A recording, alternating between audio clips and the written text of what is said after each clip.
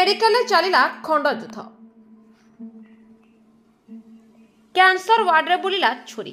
Cancer ward में मार चिकित्सा चलता बेले डाक्तर को आखिबुझा छुरामाड़ कला पुआ।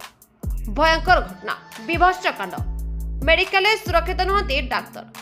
मेडिकल चलिला खंडयुद्ध। कैंसर वार्ड में बुलिला छुरी। कैंसर वार्ड में मार चिकित्सा चलता बेले डाक्तर को आखिबुझा छुरामाड़ कला पुआ। एमिति अभावनीय घटना घटी बुधवार चेन्नईर एक हस्पिटाल। ड्यूटी रे थिबा डाक्तर को रोगी संपर्क भयंकर भाव में छुरामाड़ कर मामलें पुलिस अभियुक्त को गिरफ्त कर।